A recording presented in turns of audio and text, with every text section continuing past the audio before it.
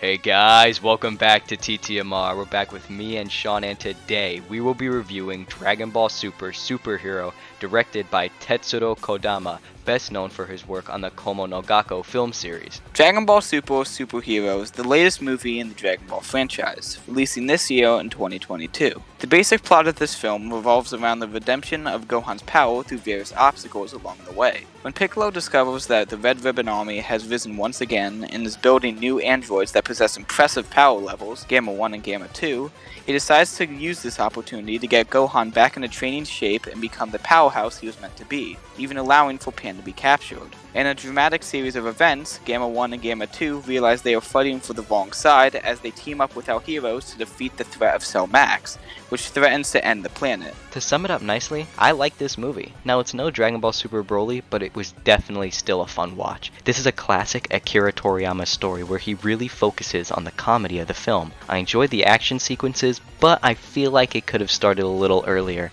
as we got our first real fight scene pretty far into the movie. I also really didn't care for Cell Max as a whole. He has no speaking lines, which I guess I can't complain about because it's a part of his character, but I just don't like how all he does is grumble. Cell was a great villain because of his personality. He was smart and great at manipulating the main cast, but now he's devolved into this big, dumb monster. I also really don't like how it's Cell again. They need to start bringing in new villains and stop reusing villains from the past. However, if they do it right, like Frieza in the newest chapter in the manga, then I'd love it. Nor do I really care for the design of Gohan's new form. I don't hate it at all, but I also wouldn't say I love it. But I can see why Toriyama made it the way it is. Overall, what I can say about this movie is that I had a really good time while watching it.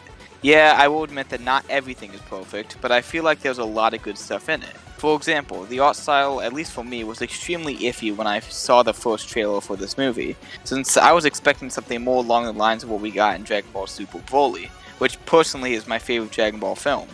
However, as I saw more trailers for the film and as time went on, I started to warm up to the art style, and when watching the movie especially, it is abundantly clear how much effort was put into the CGI, so it had sort of a 2D feel while still looking unique. The animation itself was absolutely fantastic, the fight scenes especially being incredible.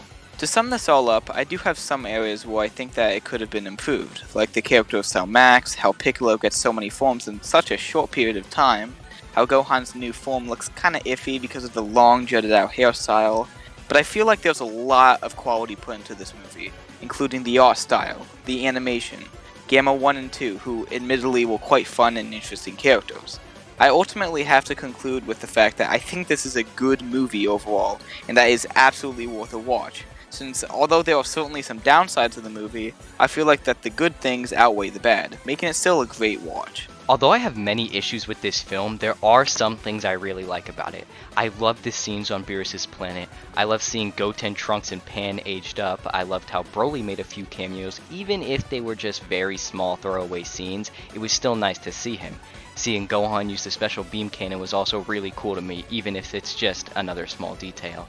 And I personally like the 3D animation and art style.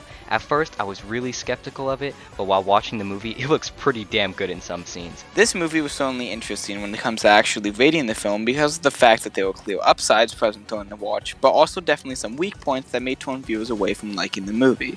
I rated this movie with a 9 out of 10, and Max rated this movie with an 8.5 out of 10. These scores combine in order to give us an overall score for the film being an 87.5%, which I think is a perfect score for this movie.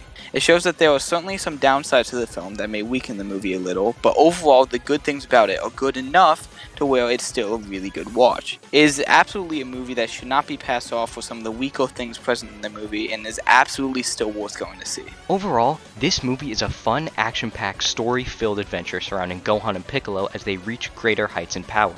The music, animation, and art are all great, as it keeps you locked in and wanting to keep watching the movie.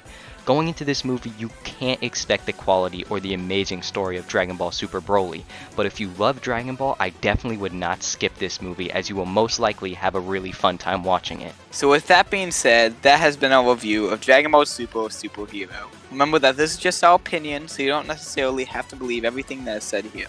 Come back soon for more reviews or browse existing ones on the channel. Make sure to check out our Twitter for sneak peeks and updates on future projects. We hope you all have an amazing rest of your day, and if you enjoyed, you could like and subscribe to help us out.